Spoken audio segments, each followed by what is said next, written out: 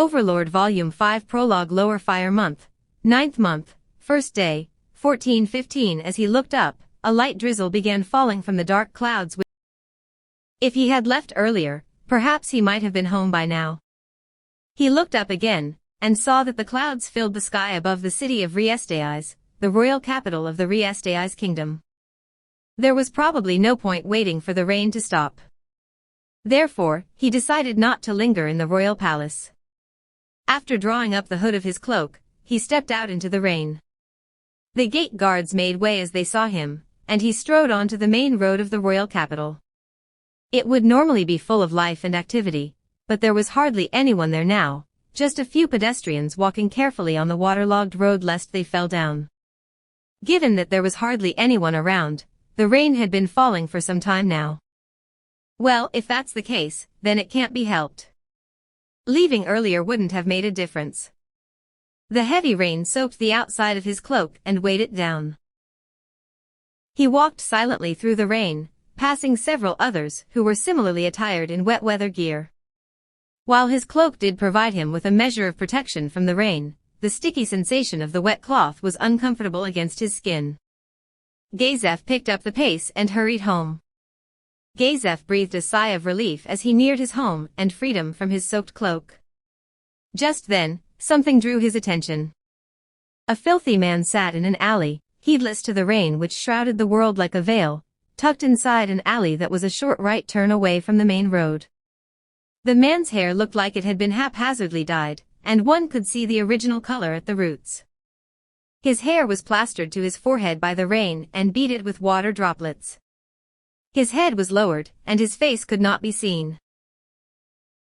Gazef's attention was drawn to him, because he was puzzled by how the man was not wearing any rain gear, and seemed entirely unconcerned by the fact that he was thoroughly drenched. Something seemed to stand out about him, particularly his right hand, which drew his attention. That right hand clenched a weapon tightly, like a child clinging to his mother's hand. It seemed quite incongruous with the man's disheveled appearance. It was a weapon that hailed from the distant deserts of the south, a rare and precious treasure known as a katana.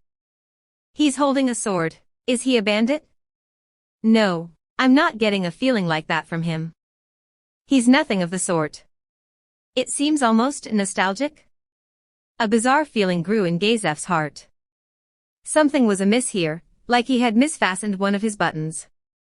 Gazef stopped to look at the man's profile. When he realized who he was looking at, the memories washed over him like the rising tide. Don't tell me you're an Unglaus? Even as he said that, Gazef thought, it can't be. Brain Unglaus. His opponent in the finals of the kingdom's previous martial tournament. The image of the man who had fought so fiercely and so closely with him was still branded in Gazef's mind. He had been the strongest warrior Gazef had ever faced ever since he had taken up the sword. Perhaps that was merely wishful thinking on Gazef's part, but he considered Brain to be a worthy foe, and he could not forget the man's face. Yes, the emaciated profile of the man before him was roughly similar to that of his rival. However, that could not be. His facial features were very similar. The years might have changed him, but Gazef could still recall the way he looked back then. However, the man in Gazef's memory did not have such a pathetic expression on his face. That man was absolutely confident in his swordsmanship, and his fighting spirit burned like an inferno. He was nothing like this pathetic shell of a man. Water splashing around him, Gazef walked towards the man in question. The man seemed to react to the sound, and slowly raised his head. Gazef drew in a breath. Seeing him head-on made him change his mind. There was no doubt that this man was Brain Unglaus, the genius swordsman. However, the brain before him had lost the luster of his past, and he was nothing more than a beaten dog. Brain rose unsteadily to his feet. No warrior would ever permit themselves to move so sluggishly or lazily. Even an aged veteran would not act in that way. His eyes were downcast as he turned and left, his footsteps devoid of energy. His form shrank in the rain. Gazef had the feeling that if he let Brain go now, he would never see him again, so he hurriedly shouted, Unglaus. Brain Unglaus. If the man had said, "You've got the wrong guy." Gazef would have told himself that he had merely seen someone who looked like him. However, a weak, thready voice, like the buzzing of a mosquito, filtered into Gazef's ears. "Stronov?" It was an utterly lifeless voice. It was completely different from the voice of the brain, who had pointed his sword at him. "What's going on? What happened to you?" Gazef asked in shock. What on earth was going on?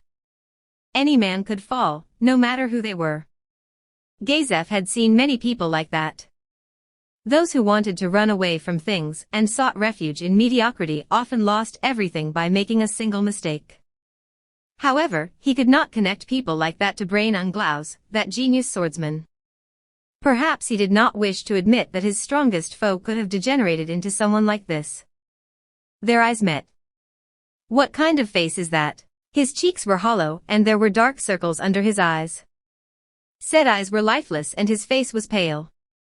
He looked like a corpse.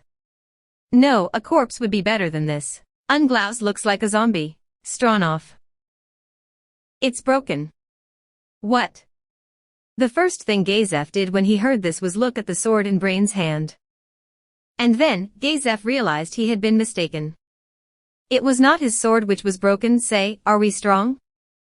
Gazef could not reply we are strong. He thought of the incident in Karn village. Back then, he would have died with his men had the mighty magic caster called Ain's Unglaus not come to save them.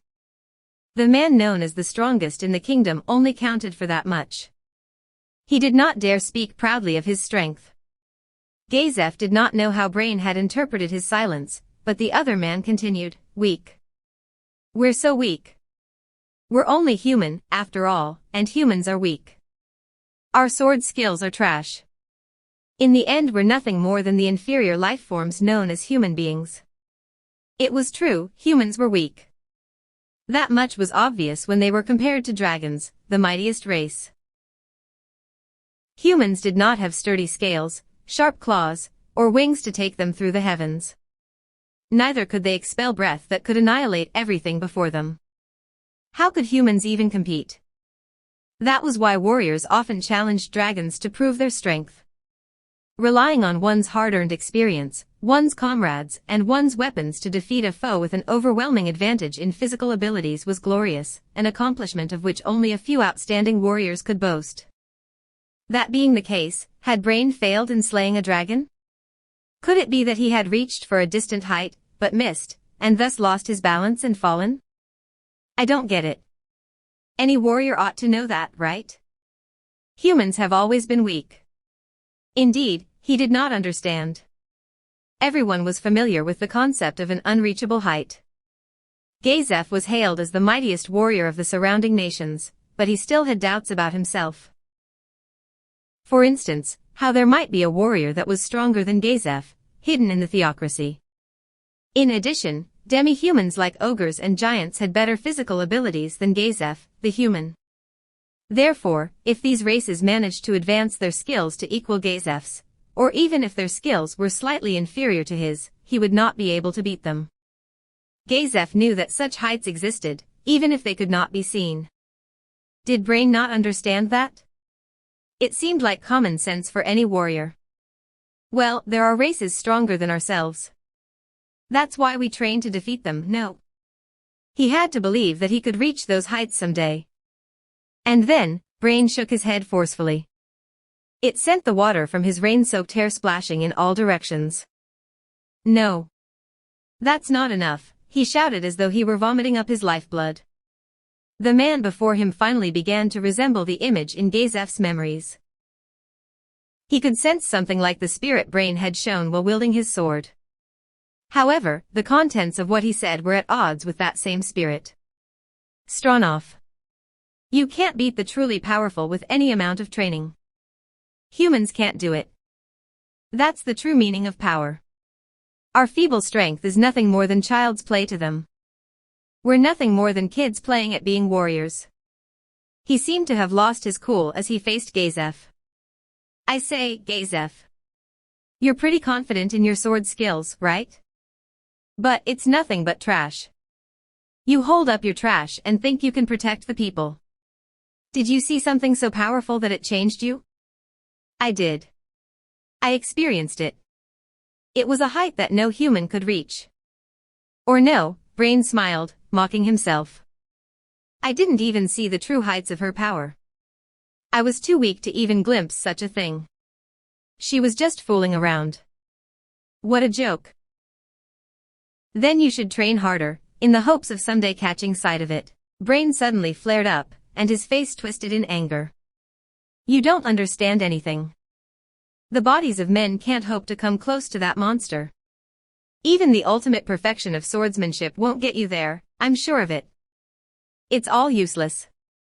What was I even aiming for in the first place? Gazef had nothing to say. He had seen people with scarred souls like these before.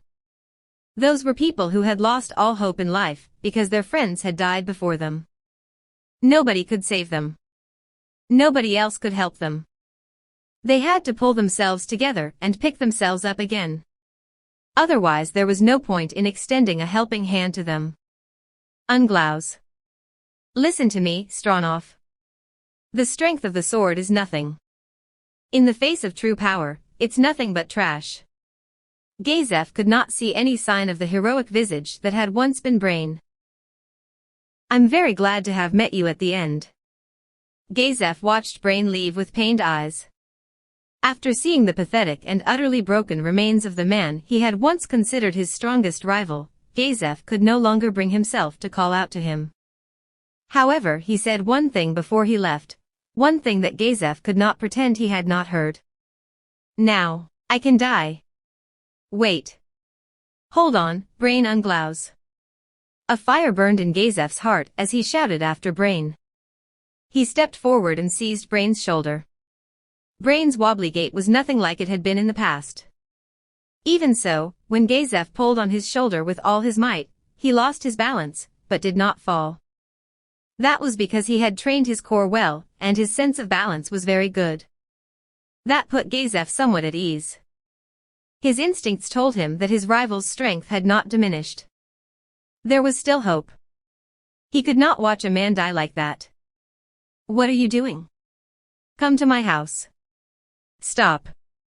Don't help me. I just want to die. I don't want to live in fear anymore.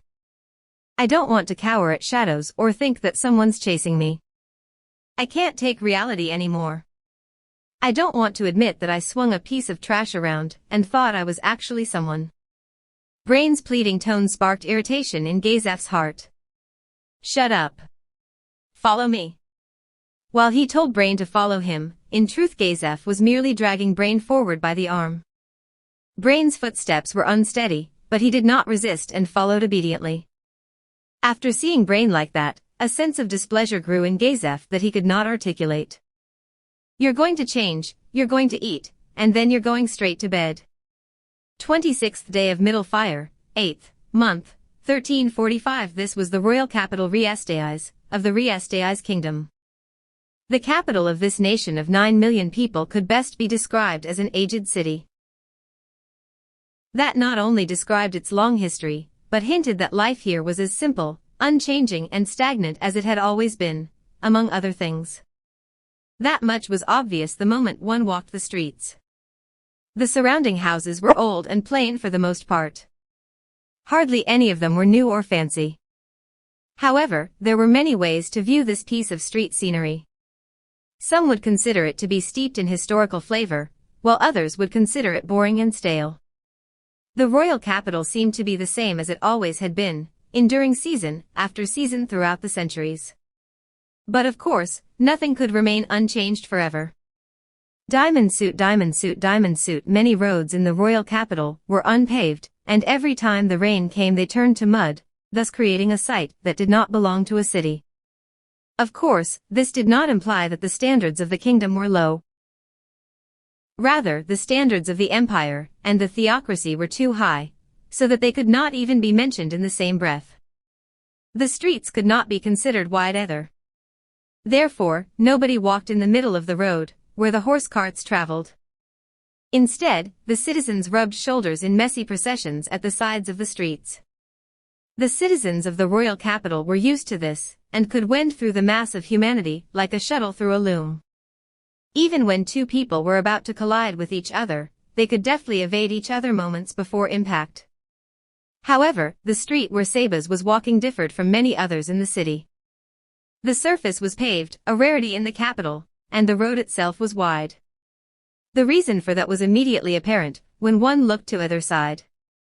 The houses lining this street were regal and well-furnished, radiating an atmosphere of wealth and prosperity. That was because this lively and bustling avenue was the main road of the royal capital. No few ladies turned to watch as Sebas strode by in style, drawn by his handsome features and his distinguished gentleman's bearing. Some of them even fluttered their eyelashes at him head-on, but Sebas paid them no heed. He continued forward with his back ramrod straight, his eyes fixed forward, his steps ordered and unhurried. His inexorable tread, which seemed like it would not halt before reaching his destination, suddenly ground to a halt. Then, he glanced to either side, taking in the oncoming horse-carts from both sides, and then he strode across the main street. He walked towards an old lady. There was a backpack full of goods on the ground, and the old lady was massaging her ankles beside those. "Is something the matter?" The old lady was taken by surprise as someone suddenly struck up conversation with her. She raised her head, a guarded look on her face. However, Sebas' looks and his opulent style of dress made that wariness fade. "You seem to be in distress. Is there any aid I can give?" "No, it's all right. How could I let an old gent like yourself help me? Please, pay that no heed. Helping those in trouble is common sense, after all." Sebas smiled evenly, and the old lady blushed. That charming smile of his, coming from a distinguished gentleman like himself, broke through the final barriers of her heart. The old lady ran a stall, and she was on her way home after closing up shop for the day. However, she had sprained her ankle halfway, which vexed her greatly. The main streets were comparatively safe, but that did not imply that all the people who walked on it were good-natured. If she asked the wrong person for help, she might end up losing everything she had. The old lady had heard of such robberies before, which was why she was leery of asking just about anyone for help. That being the case, the solution was simple. "I shall walk you home. Could you show me the way?"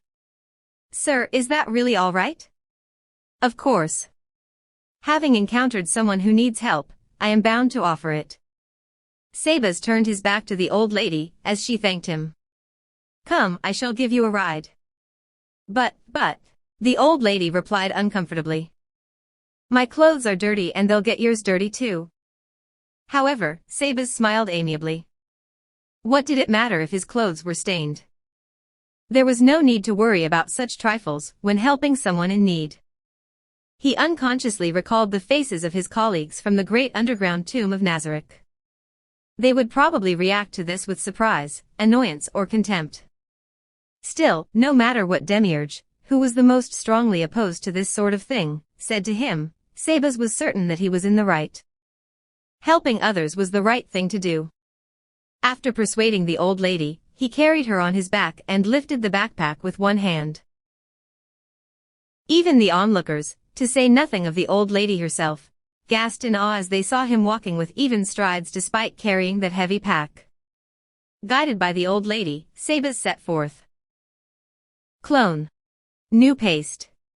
Few persons can be made to believe that it is not quite an easy thing to invent a method of secret writing which shall baffle investigation. Yet it may be roundly asserted that human ingenuity cannot concoct a cipher which human ingenuity cannot resolve. Edgar Allan Poe.